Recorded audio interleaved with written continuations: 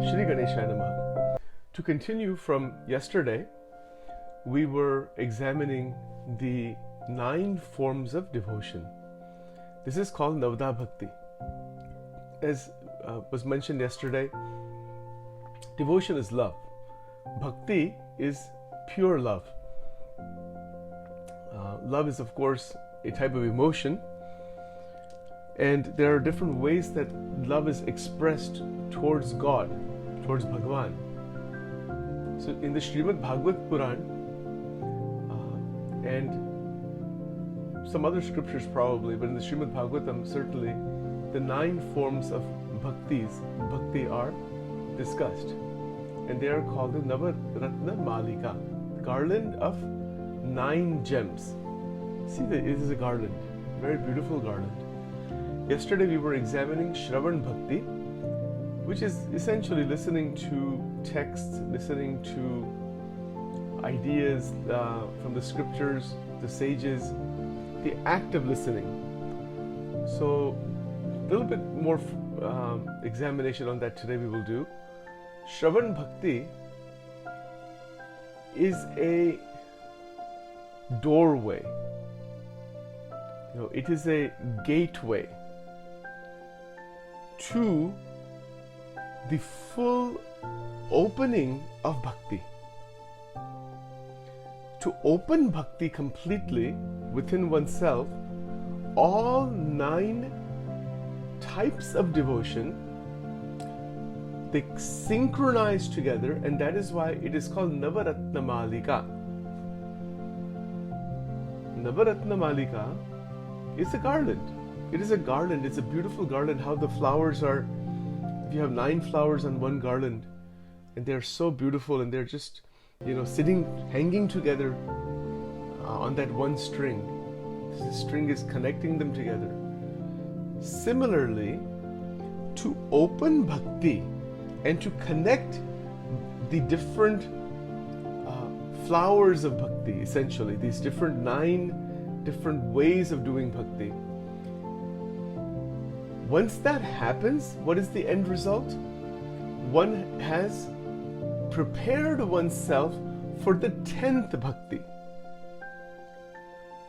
So the 9 forms of devotion are a preparation for the 10th devotion, 10th bhakti, that's the Dasmi Bhakti. That 10th bhakti is called Prem Lakshana. That is the bhakti of the highest category. That is not sadhana. Sadhana has stopped. These 9 forms of bhakti are sadhana. They can culminate by the grace of Paramatma, by the grace of God, into the 10th bhakti. The 10th, the transition from the 9 to the 10th, we will talk about some other time. That is a little bit further away subject. But for now, the thing to keep in mind, some of the points to keep in mind, is that, are that Shravan Bhakti is a doorway, it is a gateway into the opening of the other 8 forms and into the awakening of jnana, understanding, knowledge, vision, wisdom. All that happens by listening. And really that is what the function of the gurus is that only. Guru is what, after all? Guru is a process in reality. It's a process that awakens within each individual from ignorance into light. And those, whoever they are on the outside, sages, incarnations, gurus, teachers, parents, anybody, XYZ, that is awakening this process, that is Guru Tattva. And the Guru Tattva is within us only. It is not just something, external.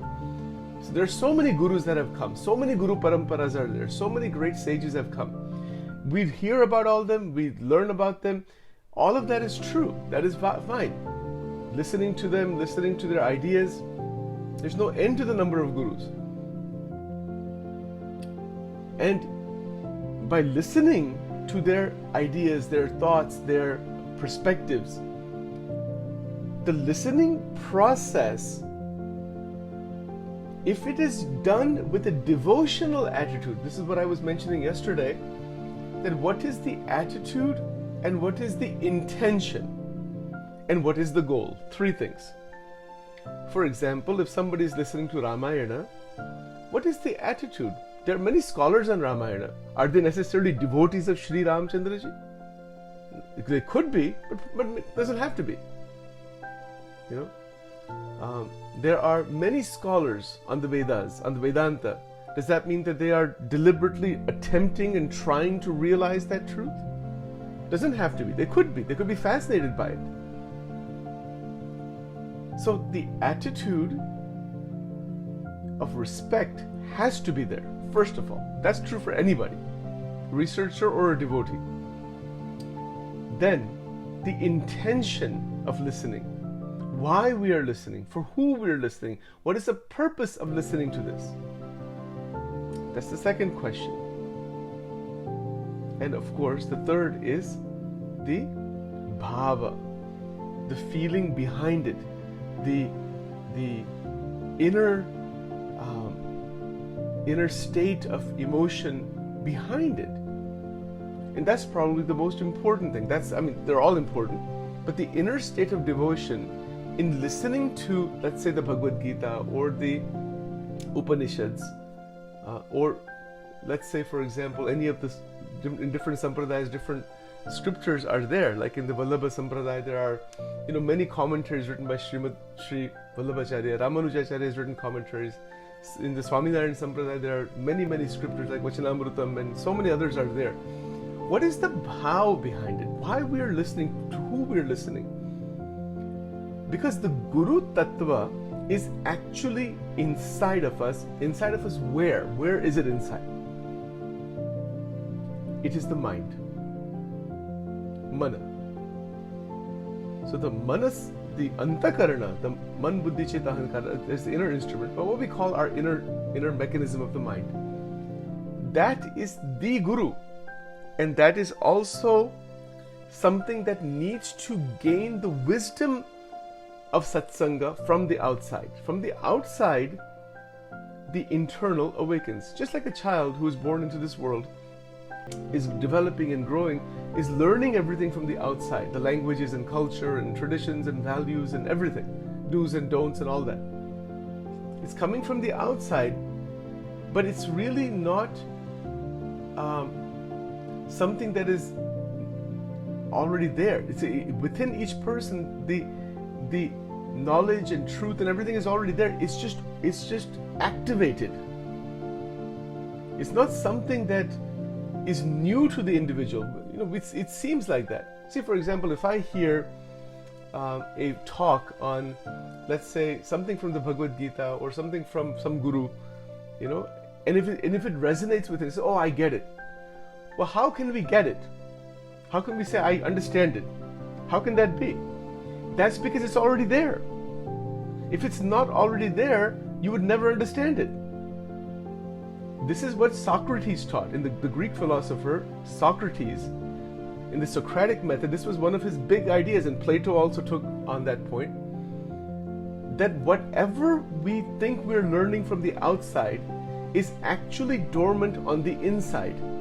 And it is just being opened up by the contact with others on the outside, the different teachers or gurus or whoever it is. And it doesn't even have to be like specific spiritual gurus. It could be anybody. We learn we gain even one thing of meaning that becomes active from anybody on the outside, or anything or any situation on the outside that becomes guru. And that is the glory of Shravanam, the first step. Because in reality, if this first is done, the other 8, they will just open up. Beautifully, they will open up. So, when we consider that my mind is my guru, how can that be? But to get to that stage, the contact with those who are enlightened, those who are awakened, those who are emitting the divinity through their words, through their actions, through their presence.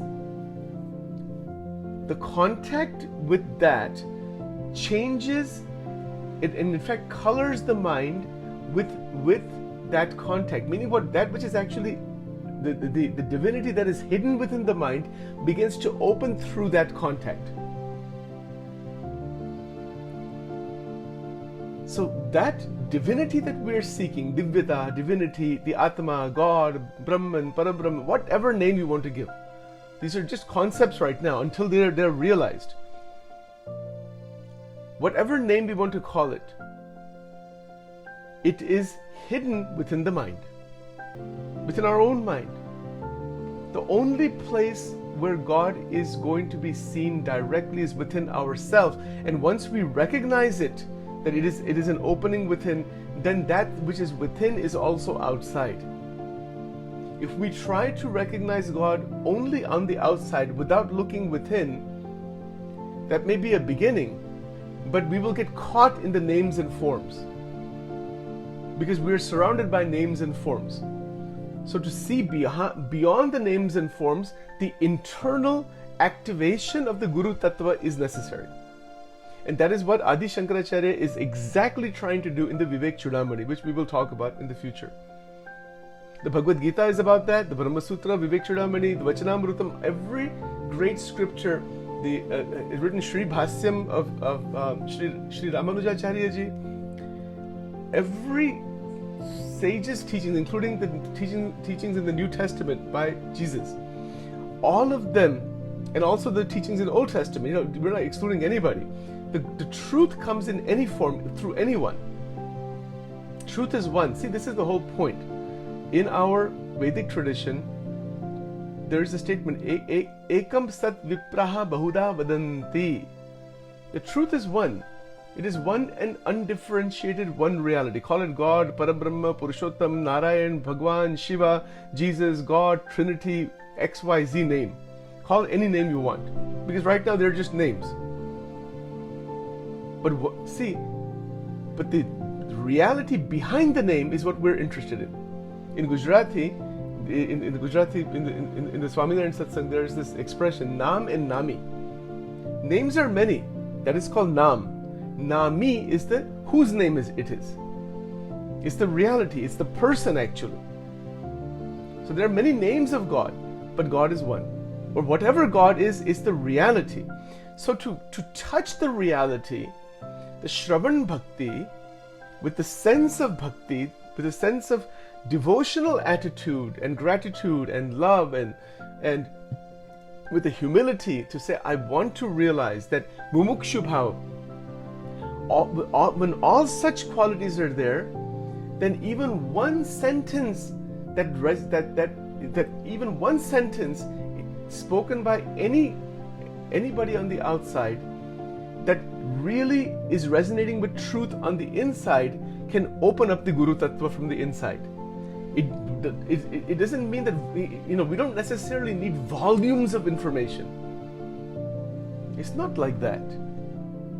It is even the smallest idea, the briefest idea, I don't want to say smallest, but briefest idea that penetrates and awakens the full realization from inside by the grace of God. That is grace.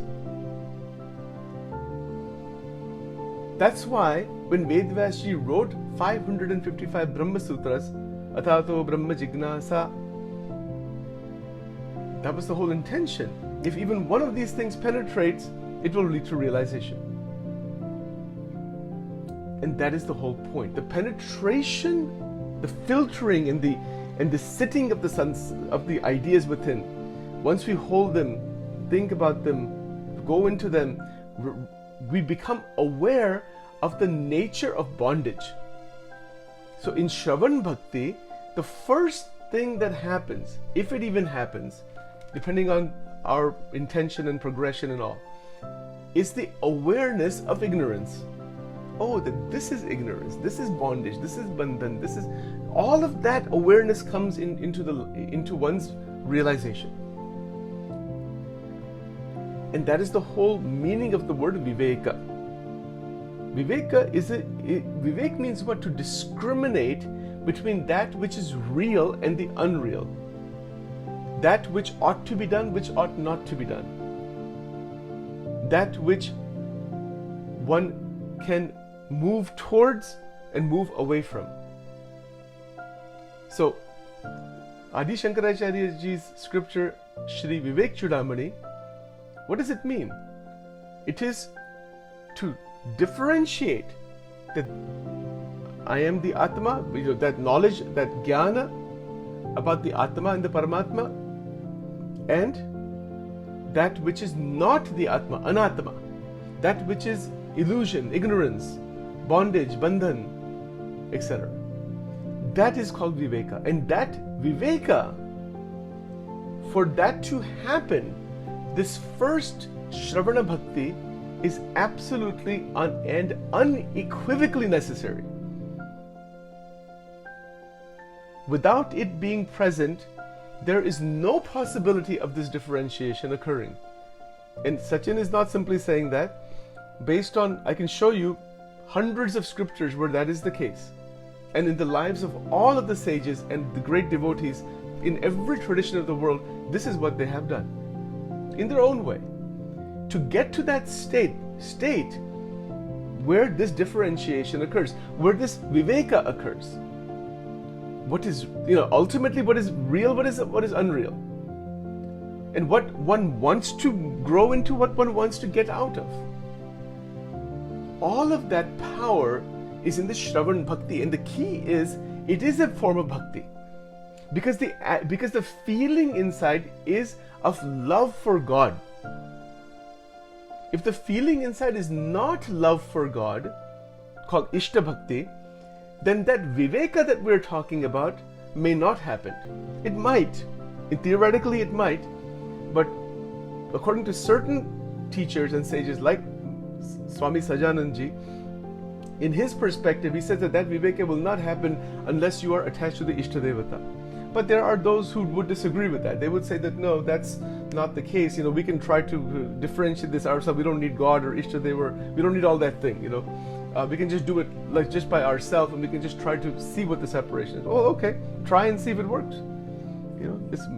It might, but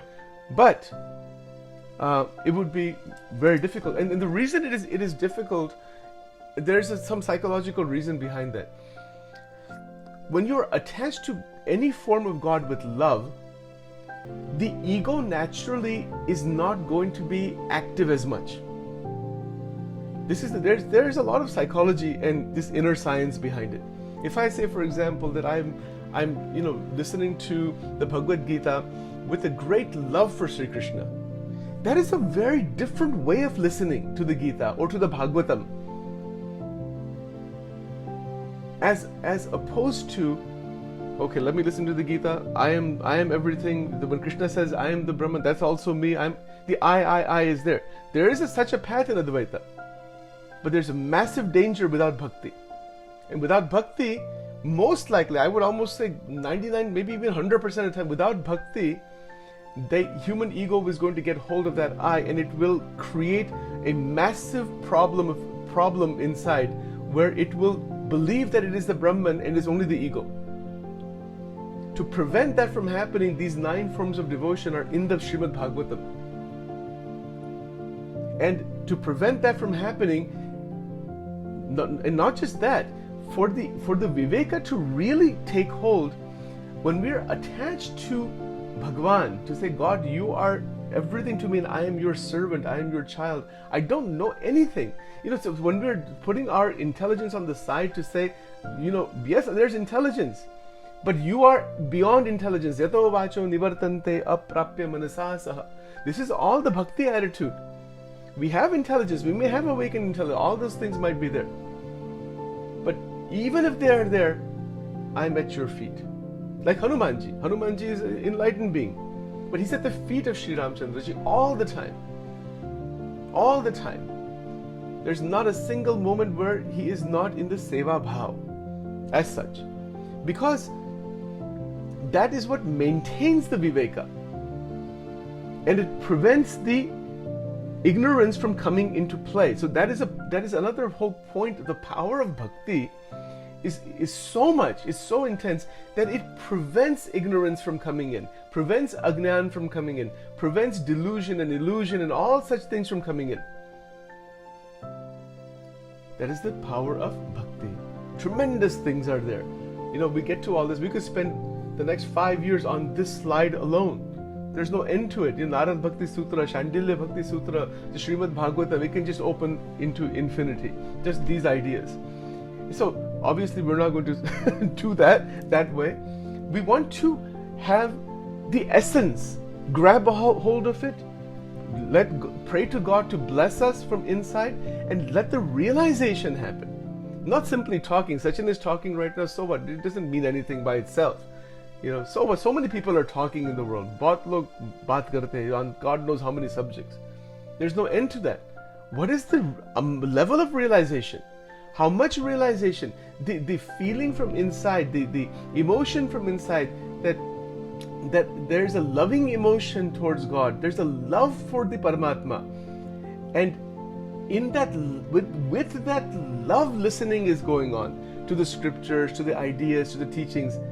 Then that is going to open the spiritual and more how can we say, beyond the intellect. It's the spiritual energy that opens up. Those are called the rasas. We'll get to that some other time. These bhavas are also shown on this slide here. Affective essences. It's beautiful. So once one goes into that and begins to experience the nectar of devotion, Bhakti Rasamrut Sindhu, which is a scripture written by one of the Goswamis in the Gaudiya Vaishnava Parampara.